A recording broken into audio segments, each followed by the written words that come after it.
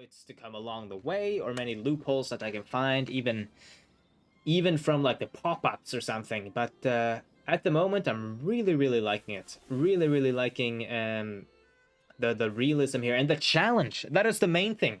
The challenge. I've played this game. What is it? 300 hours. 300, however many hours I played this game. You come to a point where you're so good at the meta. You want to have. I have 100,000 gold. I was just saying how realistic. I'm so confused. Did you guys see that too?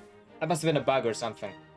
But you come to a point in every video game, I think, where you're just too good at it, to the point where you know the meta so well that you just don't have any fun anymore. You just dominate. I tried 2 streams ago now. I jumped on to Medieval 2 Total War, the base vanilla game, and I played the Holy Roman Empire. And holy moly, no pun intended, was it too easy for me. I've played that game for 500 hours, I think. Many people have probably played it more, but what I'm getting to is that I knew the meta. I was just expanding where I needed to. I wasn't making any wars, and what was it? Within 20 turns, I had 100,000 gold in Medieval. Like just something crazy like that. Can't remember the exact stat, but we were just it was too easy, and that's something I don't appreciate in games when they become too easy too quickly. That's something this mod really does well. It really fixes that, I would say, that easiness factor of Empire. And I guess that's not only because of the actual update to the gameplay, but also the factions that you can pick. Like, I've played Majors hundreds of times now. I've played Majors hundreds of times. I've played Sweden 20 times, you know, England like 10, however many times, you know? After a point, it just doesn't become fun. That's why I think for a more experienced player, playing minors like this is almost more fun when you start as the underdog and you gotta work your way up. Let's see your new task. Weaver's Cottage. Weaver's Cottage. Okay, yeah. Again, sometimes the VDM mod can be a little bit. Okay, doesn't want to work. Save. Portugal 1701. Save. Exit the menu, and we'll have to relaunch the game. Let's see. Single player load. Portugal load. Okay, that's the only thing. Besides the bugs, it is an absolute joy to play this mod.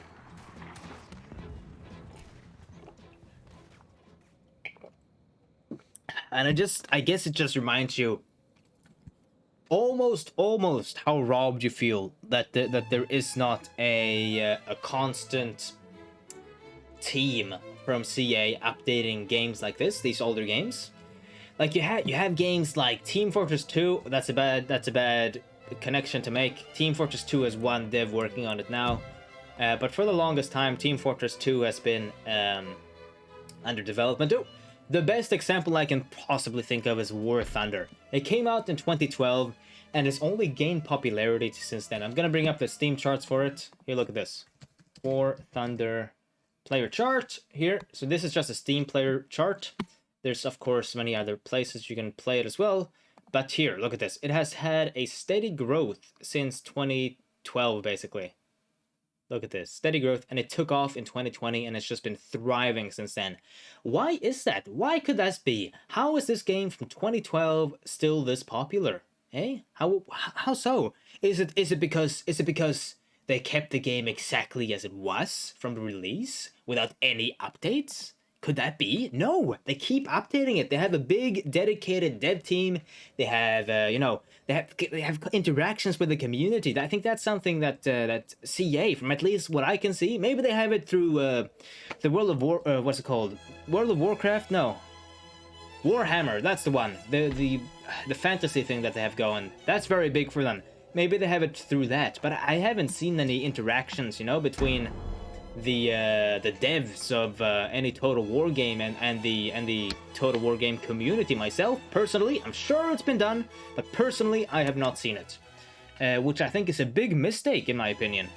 Like, this game has so much potential. Modders are showing how much potential this game has. The only thing is there's so much potential locked because of the design of the game. Like simple stuff like changing the map is not possible in this game. Medieval 2, no problem. You could have Middle Earth in Medieval 2, but Empire, like Spain is one region, one city.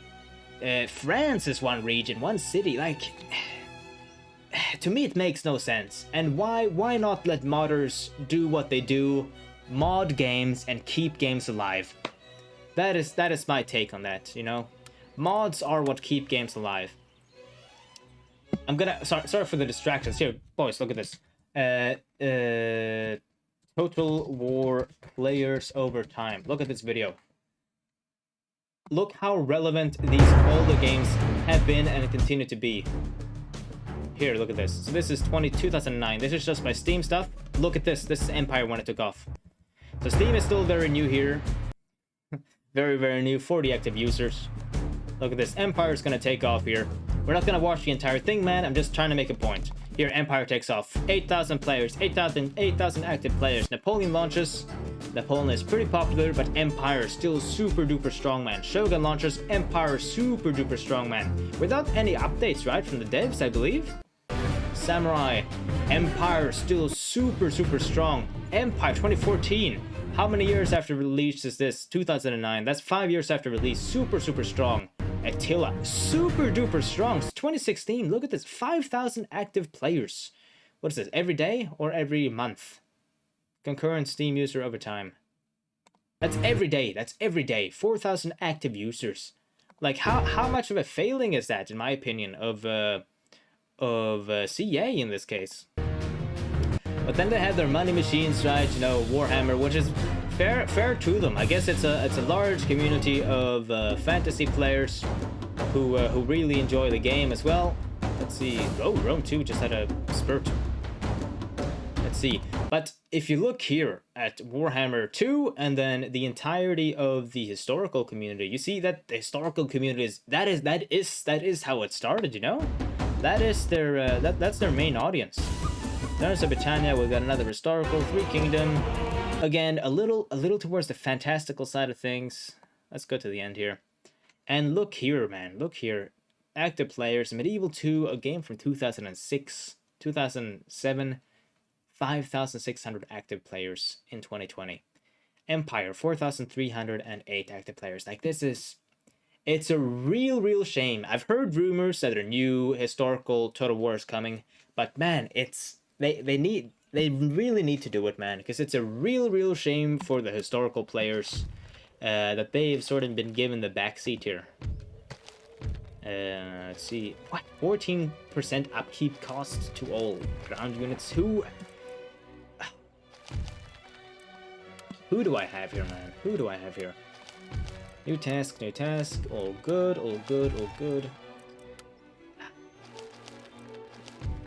But you guys get what I mean, right? When a modder is able to make the game better, surely a big team with when a single modder made this mod from the beginning. There's now 2 modders, I believe. When a single person is able to make something as good as this, just imagine what a big, dedicated, funded team would look like of driven creatives. That's all I'll say, man. Enough of a rant from Gustav Prates, but I almost feel like we're getting robbed there. It has so much potential. But hey, we'll see what the new Total War is.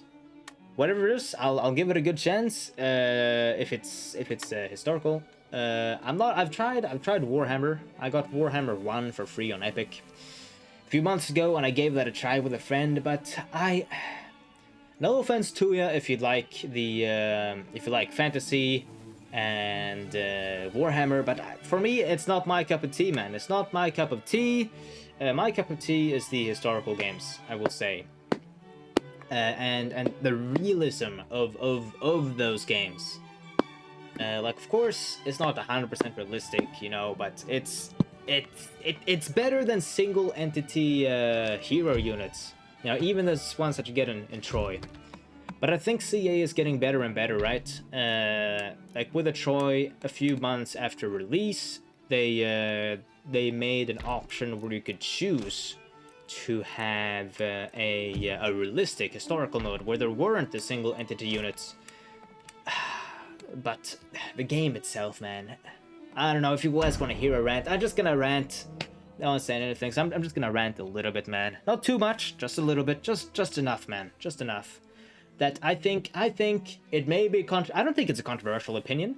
I played Medieval 2 streams ago now, and I look at the combat there. I look at the fighting. I hear the sounds. I hear the grittiness. I see the bows. I see the power of the bows being fired, the crossbows being fired, and then I look at Troy. It looks so cartoony, in my opinion.